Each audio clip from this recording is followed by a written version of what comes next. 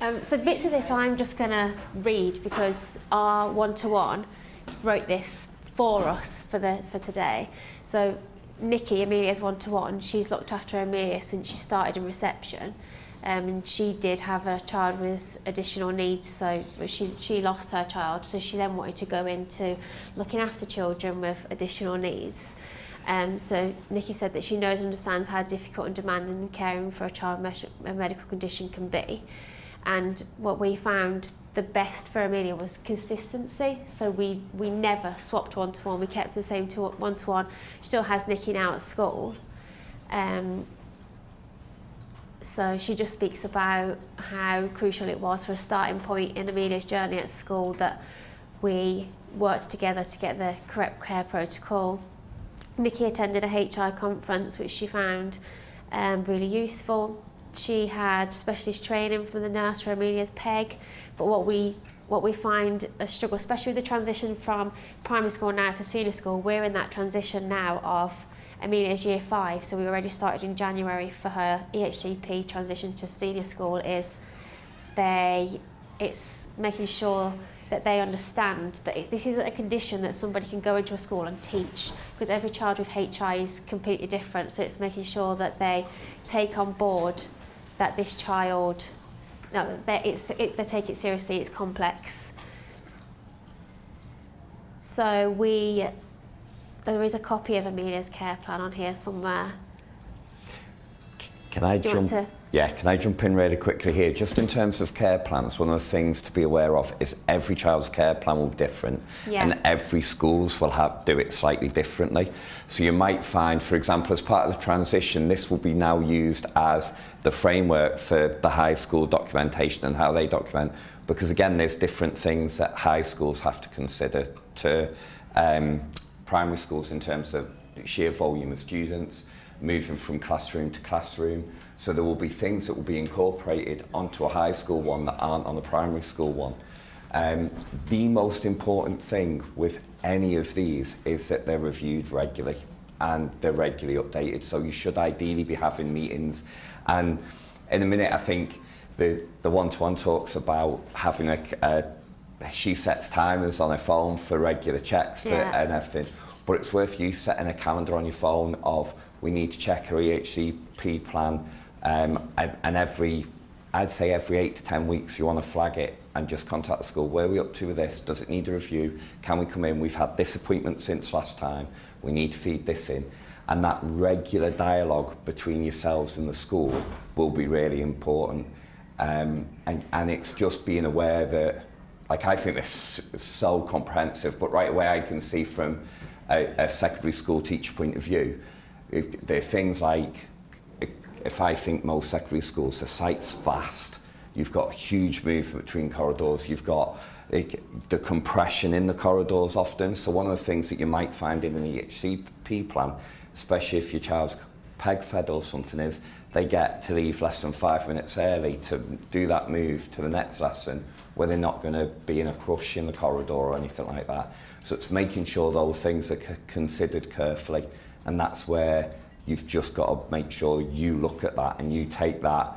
I remember the first thing we were told with IBI was, we are the biggest advocates for our child, and with the EHCP plan, that's really important. Yeah, definitely. So our care plan, I can't tell you how many times our care plan has changed. So especially with, she's been on different medications, so it's making sure, because you need to have a dummy's guide to your child, because if your one-to-one isn't there, or especially in a senior school where there's multiple members of staff, you're not just the one teacher anymore, you need to have, it needs to be documented so someone can look at that, and it's really easy for somebody to take over, especially in an emergency situation where they can look at it straight away and it's highlighted and they know exactly in that situation, because what you don't want is a delay because they don't understand the care plan.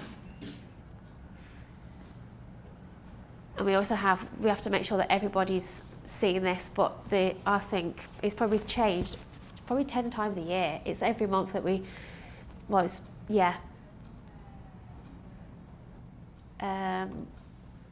so we have a meeting with the SENCO every 11 months, but her care plan is changed regularly. This is quite personal, seeing who all the teachers are. I think this is one of the things within this is if we think about the key thing first of all, especially in the transition to high school, you want to know who are going to be those key staff. So at high school, you're going to have the SENCO, but the SENCO, just in the nature of a high school, they will have a significantly greater load than in a primary school in terms of the amount of students. So they will have people that are quite a bit of delegation going on underneath them in terms of who's picking up different things. And the person that's going to be often your first point of call will be the form tutor and any one-to-one support that's in place. The form tutor is the person that has the most common contact with your child in high school. So they're the one that registers them every day. They're there every morning. They greet them. They're your first point of call to let them know of something, and they have an overview of who all their teachers are, what's going on, and they end up often being the biggest advocate. I love the form tutor role as a rule because you are the biggest advocate. And I would say that everything in here, what really stood out to me when I read this is you can see the relationship between yourself and the school. It so underpins everything. Building that relationship right away and the people to get on side as quick as you can, form tutor, SENCO and any one-to-one, and just make sure you've got that open dialogue and you're talking to them as often as you can, making them aware of things. Because as a maths teacher, I might see a child 3 hours a week, but as a form tutor, I would see a child every single morning. And then if there was anything that was going on in the day, it'd come to me. So if anything happened, their class teachers would email me and let me know. So your form tutor ends up being the one that does most of the coordination of everything. So there's something that is very different from primary to high school, and they're really key, and it's well worth making sure that you identify them as soon as possible. Yeah. So part of so from senior school, so before I even started primary school, I didn't go to look at a school to see if I liked the look of the school. I firstly wanted to know whether they were good with dealing with children with an EHCP. And again now with secondary school, because in our area there are schools that aren't very good with dealing with people with EHCP. So straight away I might like the look of that school, or I might like the look of that secondary school. But if they're no good at dealing with children with an EHCP, it is no good for my child. So our school, Amelia's EHCP was expedited and in place within 6 weeks, which is like it's so fast. Quick. Like the support, and I felt like that was a really important part of Amelia's school journey, was picking the school that was right for her, not necessarily because I thought, oh, I love this school. It was the support that was in the background. I have known of times for an EHCP to be identified as being needed and it to take more than a term before it was finalised and in place. Yeah. So, and in that time where you're waiting to get things in place, it's so important, that dialogue again of making the school aware, highlighting issues, putting things in place, because a good SENCO will, even if there's a delay on the EHCP plan, they'd be putting things in place and doing everything they can anyway, because ultimately they've got that duty of care. Yeah. How would you identify a school, for example? You said you wouldn't look at the actual school, you look at the SENCO part of it.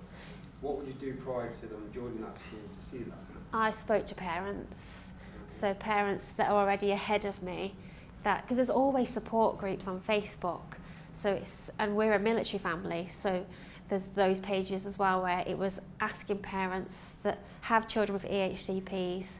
There's so many pages that you can find and asking them, does anyone have any recommendations of schools that are great with dealing with EHCPs? Because we have one school in our area that actively don't want children with EHCPs, whereas our school, she had an EHCP within 6 weeks. Yeah, and I think as well, the big thing to really formally to get that information, the LA, getting in touch with them, they will have schools that they know work really well and coordinate that information. So contacting the LA, going on the open evenings as soon as possible. So a lot of parents leave open evenings till year 6 and start looking at the high schools like tail end of year 5, year 6. I'd say you want to be looking year 4, year 5. As a child that needs an EHCP, you can identify your school that you want to transition to and start that process from year 5 and identify them, and you get preferential choice. So where for a lot of people it's on area and it's like the postcode lottery, if you like, as to what school you end up with. If you've got an EHCP plan, you're allocated before it goes to that postcode lottery. So your choices carry more weight. And that relationship, so you started it, haven't you, in year 5 now? That relationship starts in year 5, building there, because you've picked your school and you can build that earlier. So you really want to start that as soon as possible. Ofsted reports will often address things like that. One of the problems I have with them is sometimes they're in teacher speaking jargon and you read it and you're like, what on earth's going on? So contacting the LA parent groups, and talking to the schools and the head. For example, I know the school local to us, they've deliberately kept everything on their site on ground level, and they've expanded their site and never built upwards because they wanted to cater to students with disabilities, and identifying those little things can often make a difference. Yeah. We also, so if you already have an EHCP, and you need to think about the distance of school as well, because you also need to apply, if you need school transport, you also have to apply for that quite early on as well. Because we don't currently have school transport, but when Amelia goes to secondary school, she will need school transport. So we've got to apply for that in June. So we've got to apply, even though it's not until next September. So we always have a record. Amelia always has a record book. So we have a great relationship, and that's why it works for us, because the school will always ring and consult me before they do anything. And actually we're going to use this in Amelia's next EHCP review so that school can see what it's like dealing with a child with HI. So Nikki speaks about she's always got an alarm, but I also, as Amelia's mum, I still have alarms on my phone because you can just get distracted. She has an emergency protocol, so this would be really great for secondary school because it's so huge, and the school Amelia's going to, there's 300 people per year, and at the minute your school is a very tiny school, isn't it? So she has emergency cards, so she doesn't have to leave Amelia. She'll give this red card to a child. They'll then know who they need to go to and go and get somebody. I actually didn't know that this was in place until recently. Nikki just speaks about in the beginning, it took her several months to completely understand HI and how it affected Amelia. No 2 days were the same, and they still aren't.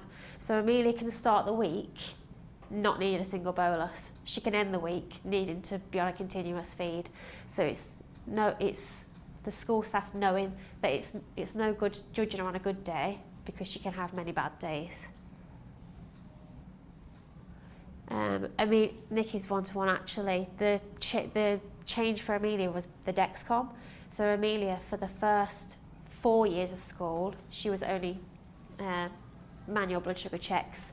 So it's been a life changer at school with a CGM and at home. So especially as you go to secondary school, I don't know if you have a CGM, but I can see Amelia's blood sugars from home. So if I was worried, I do ring Amelia's one-to-one if I don't think she's rang me yet. So as part of Amelia's EHCP, we don't know about secondary school yet, but they had to make reasonable adjustments for Amelia, and she couldn't cope with PE lessons in the afternoon. So school had to change the timetable so that Amelia could have PE lessons in the morning because she was missing out on so many PE lessons in the afternoon. But with the Dexcom, they also now she can enjoy more of a PE lesson because they can watch her blood sugars without having to keep taking her out. Yeah, I think one of the things at high school, why they start the transition so early, is to help with that timetabling and those timetabling issues.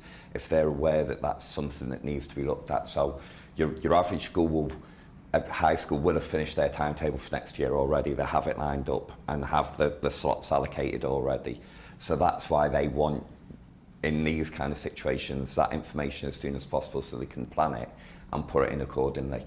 It's really important that if you have any issue, there is a legal requirement within the governance of a school and the documents that has to be there for running a school, that there should be no situation in which a child is stopped from taking part in any activity. So schools should have reasonable things in place to ensure that children can take part in residentials if they want to go on residentials, PEs, catering activities, school excursions. That has to be put in place by law. That is a legal requirement. So if at any point they're going, oh, we can't do that because, well, that's where then you'd have to have those difficult conversations of, well, no, actually, you have to do this. It is a requirement, and the governors have to make sure it's there. And it's quite serious if a school doesn't meet that obligation. So this kind of information will be fed in from primary into secondary, and they will take that into account, and that's why the earlier you start picking that school out, identifying it, the better it is for you. So we don't yet know how this will look at school for Amelia, because at school there's a medical room. There isn't a medical, you're not going to have this in every classroom. So this is something you have to think about when going to senior school, is how do you work with how do you change your current situation, because we're not going to have that in every classroom. So somebody's going to have, like, someone's not going to carry all this around, but they need to know where it is and at least have some of this accessible. So Amelia, Amelia now, she has a basket. So when she goes to senior school, the one-to-one will just have a basket, and all of this will have to be somewhere else. This is just her kit.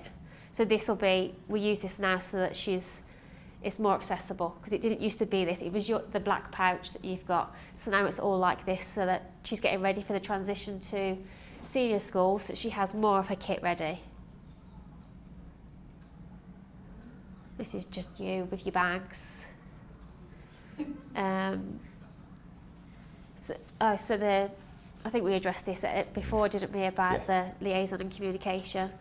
Because it wouldn't work. If you don't have that communication with the school and home, it won't work. So staff continuity. So already the proposed plan, we've had one EHCP meeting with the SENCO from the secondary school, and it didn't go so well, because their proposal is Amelia has a different one-to-one for every lesson.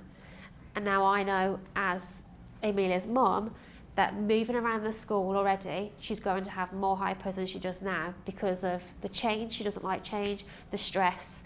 So we're already, Great Ormond Street are going to come in on our next review, because she needs to have one-to-one. She needs to have somebody with her for continuity, and it's making sure that you're your child's biggest advocate.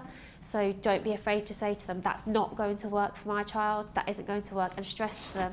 So I emphasised that in Amelia's last EHCP review, they're trying to change a plan that they know works successfully, and they can't prove to me by changing that plan and giving her a different one-to-one for every lesson that that's safe for Amelia.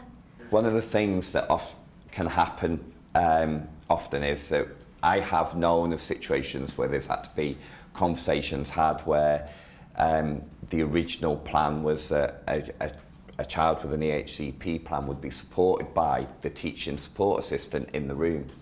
And often what ends up happening, and this is again something that can happen and you need to be aware of to advocate for it, is that then can end up with a school going, well, we'll put her in that set there where we've got a support member of staff in because she needs support, whereas academically they might be moving her down a set to get the support rather than keeping her in the set she's capable of. So you need to look at that and go, hang on, that doesn't sit right. And if they can justify the set academically, then fair enough. But if they're putting it in just so she's in a room that's already got a TA, because the other thing is that TA will be there to support kids broader SEN, and not necessarily looking after your child's EHCP plan. And that's where it's really important that you look at that and you go, like for me as a parent, that would be a big red flag. I'd be like, no, I want her there with her. She sits with her throughout. She looks after her throughout, and she doesn't move. She's there all day, because just knowing the way it ends up working in high school, they go, oh, we're meeting that obligation, when really all it is it's an extra person in the room that's floating the room and not there monitoring your child throughout. So that would, as a parent, throw red flags for me. Yeah. So this is again reasonable adjustments. So when Amelia started school, we couldn't physically get her to a lunchtime. Her blood sugars just wouldn't maintain. So it's just making those reasonable adjustments for your child. So it's making sure that at the time they made a placemat for Amelia, and now we actually can get her that little bit longer. We give her an extra snack, or we give her an extra bolus, so that it's working around her EHCP, so that she now sits with her whole class and she has a lunch. I actually cried when I got these videos for the first time, these pictures for the first time, because I didn't think we'd get to this stage. I didn't think she'd want to sit with her friends because it had been so long. She'd sat in the back of the classroom with a placemat, but it just shows how much it means to a child as well the school is inclusive, so that they make sure that they meet your child's needs. She's not going to take this dolly to senior school, but again, this was so that her class, so Amelia did a class when she was, a talk when she was in class about, from her perspective, of what it's like living with HI, and she took off her old sensor and she put it onto a doll, and we've had a doll with a feeding tube, so it's just moving, like age appropriate talks, so that when she goes to secondary school, maybe she'll have a chat with her form, so that everyone, they're not going to have those questions, is, oh, why do you have a feeding tube, or what is that on your arm? So it's making sure, because if anything, it just gets it done and it's out of the way, so everybody knows. So again, whether they have to consider that. So this is where we had issues with an EHCP, because Amelia has no academic, like Amelia is extremely bright, and that's why at first we struggled with an EHCP, and I sat in the meeting and they said, what's working well? Like it seems to be working well, she doesn't need any educational support. So I said to them, but without the support of, because at the time I was in the classroom, without me in the classroom or without that one-to-one, you will see her in the ambulance at the end of the day. You don't make sure she has that injection, you make sure she doesn't have that snack. So at first they didn't want, in fact they gave her eventually a part-time EHCP. So then I sent them an email and I listed in it, you tell me where we can make these changes, you tell me where you propose that she doesn't eat or where she doesn't have staff. And that afternoon we had it overturned, it didn't go to appeal, and she got her full-time EHCP. You've just got to advocate for your children. If you know it's right and you know what they're saying is wrong, don't let them trip you up, because... When did you get that? Because we're sort of in that exact same situation. Yeah. But the problem with us is she already goes to a school that's kind of has, it's like a special needs school, but not like a mainstream school with like a special resource provision, that's what they call it. So we have lots of extra staff, a lot of staff who are medically trained, loads of other kids with disabilities even within her class group. Yeah. So at the moment we don't have that struggle, if that makes sense, but we know when we go into high school, that is gonna change very quickly. And we tried applying for the ECHP and they said the exact same thing, because like otherwise intellectually she's really bright, she's on top in her class, but like I'm reading all your stuff and we've got the exact same things. She does not last till lunchtime. She has to have like 2 snacks before she even gets to lunch. Sometimes she goes into school, it's 9 o'clock and her Dexcom is already beeping. You know, and it's just, she's really just wavy all the time. Yeah. But we still can't get an I think one of the things, it is probably... They said the exact same thing to us. They said, educationally, like, because she's smart, we don't, and it's just because she's got a blood glucose problem. Yeah. It's probably easier to fight that at primary school as well than secondary school, to be honest. At secondary school, because of the sheer volume of students, the fight will be harder for you. I would say you want to start fighting to get that in place now, because then as well, the secondary school has to use it and transfer it and listen to it and observe what's on it and work with it. So what do we do? Because we applied for it when we first started and now she's in year 5. I'd apply again. I'd get in touch with your provision and ask them to support the application for it, and ask them to write to the school and say, look, this needs putting in place. And because the school now, because literally over the winter period she had to be taking in she was on continuous feeds for weeks because she could not manage that winter period at all. But I was just like, nobody still wants to put in an EHCP plan, like it's what a struggle it is. Don't be afraid to argue with them. So we had ours from the minute she started school. The head teacher, which is why I think it's important to suss out the school. So that head teacher was on our side from the very beginning, and I remember getting overwhelmed in the meeting, and he shouted at them and said, no, she's doing well because mum's here. Like, you can't criticise it because mum's here, she's doing well because mum's here. And then we had the one-to-one. but you need to emphasise, and I'm not very good at verbalising it with them. I'm better at writing an email, hence why we had a part-time EHCP, and within hours that afternoon I got a phone call because I'd wrote the email and we got it full-time. And it's putting things to them where they can't dispute what you're saying. I mean, we had her, they literally called us up on so many occasions over winter, she's got to go home because we can't control Yeah. her triggers. I would say as well, one of the things that's really useful is what will often happen is school will phone, they forget it and everything else. If you write down every documentation, every phone call, and go in and just put it in front of them and go, look, you're looking at it as, oh, you don't see, there it all is in front of you. When it's there, and it can be quite confronting if they've not put it in place and all of a sudden they see this, and they've made those calls, they've flagged it, and it often written down, put in front of the school, will often make them go, oh, hang on. And I would, if you'd get nowhere, I would then write and CC in the chair of governors and say, look, if this isn't dealt with in action, given all the evidence that's there, we will take it further.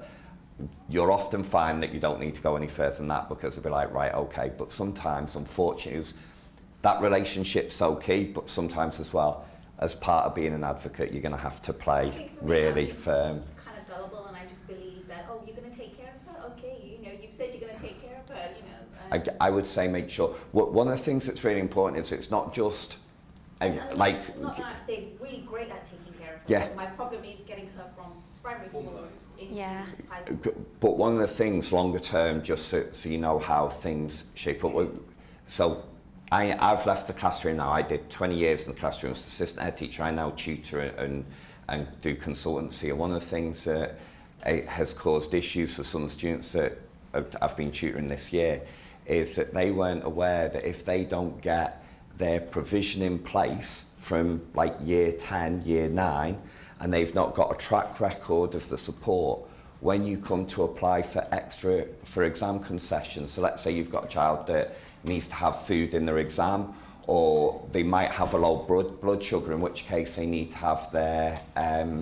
so if Amelia had a really bad day and was really low on the day of her exam, and she couldn't sit the exam, then the school and the exam board would give her predicted grade, and she'd, instead of, because she hadn't sat the exam, she wouldn't be disadvantaged, she'd get it based on what she'd done. If that track record isn't there for at least 2 years before the exam, counts for nothing.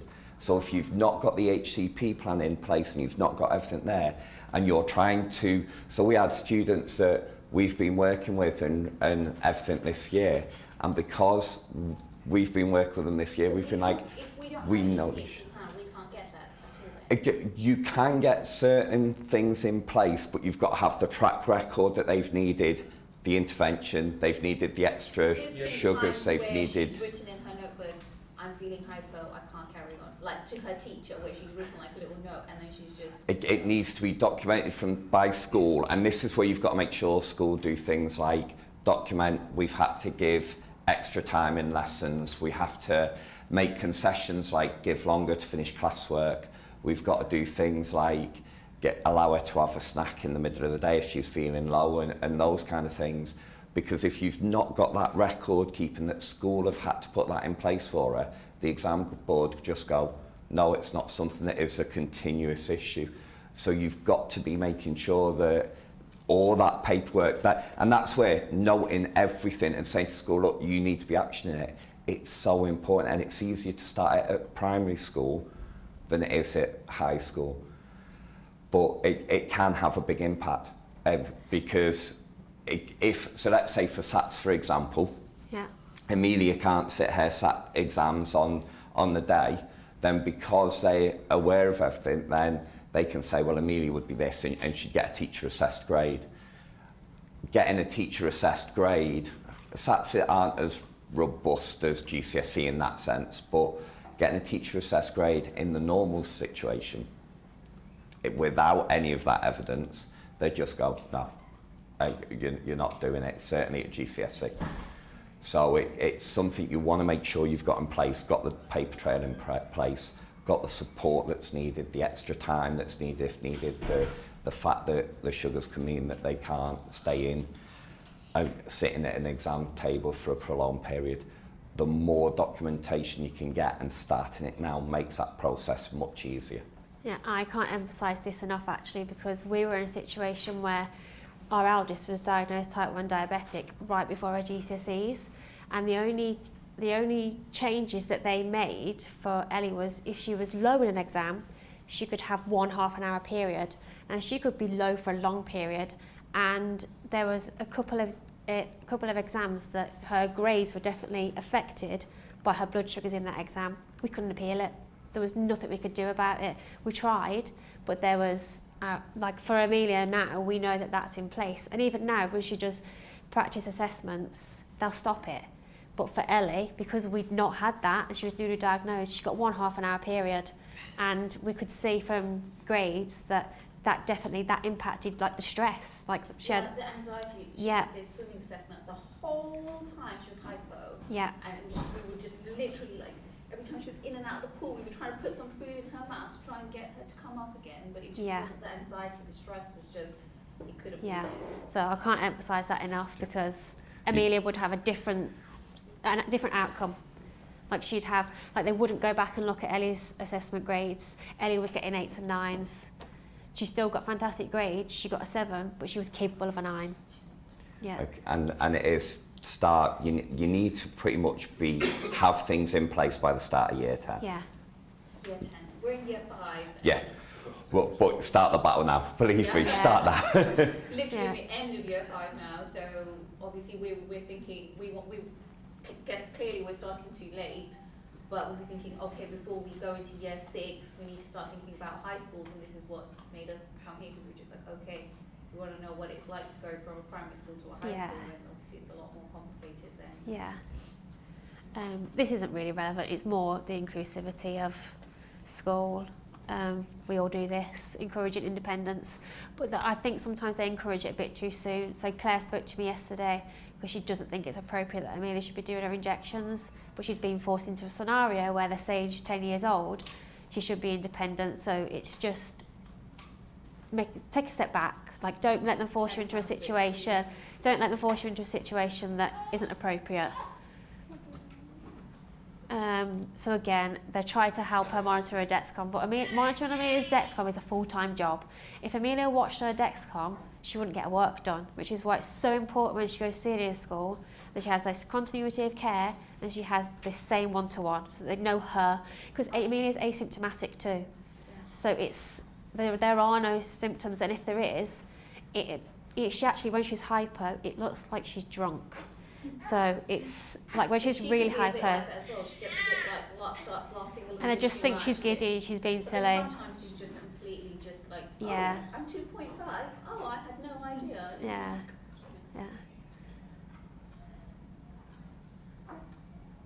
But no, it's quite personal. Doesn't let anything stop her. But we don't want this to stop when she goes to secondary school.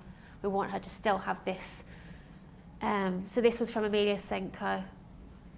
So we've already spoke about this. We begin to address the transition. So we spoke about school transport. We've spoke with the school, Senko at senior school, and then on the next meeting, Claire's actually going to come in virtually. I think that's the end. Yeah. Yep. I think just to wrap up, the key thing is make sure that you've got as much documentation in place as you can, as early as possible, and you build those relationships and identify those key people. And essentially that's what it's all going to be centred on, is those relationships and those key people. If you make sure that you build a good relationship with a form tutor in high school, it will take you a long way. Senko obviously will take you so far, but then the documentation is paramount. So what's the difference between the ECHP plan, and she also has another care plan, but it's really like, it's quite, there's a lot of information in there about how to take care of her. I'm just like, it just feels like the ECHP plan. But it's The EHCP plan is a formal, recognised, if you like, that's the one that's like your benchmark, that's recognised across your profession. The school will often put in their own care plan that sits underneath. It's like you can have a student that is statemented with SEN, and they have a statement of their needs, and you have a student that has SEN needs or has and has stuff in place, but it's not statemented. The HCP plan is like the formal statement of needs. So we have somebody from council that comes every year and just sort of sits with her, checks with her, and then sort of just like signs everything off. So we were just assuming, oh, the council are still sort of like keeping an eye on her, and they're also aware of the plan and also involved in the plan. But I would ask them to clarify exactly what's in place, and if they've already got council people coming in yearly and doing that kind of process, ask them to put that transition into it as a full EHCP plan and make sure it's documented. Because as highlighted there, it gives you preferential choice of your secondary schools, it gives you all those kind of things that you will help in that transition. So I'd say you want to be having that conversation, like the second you go back on Monday, be asking those questions. What plan is it? Can we get it formalised? We want to make sure it's in place. yeah, definitely. Thank you.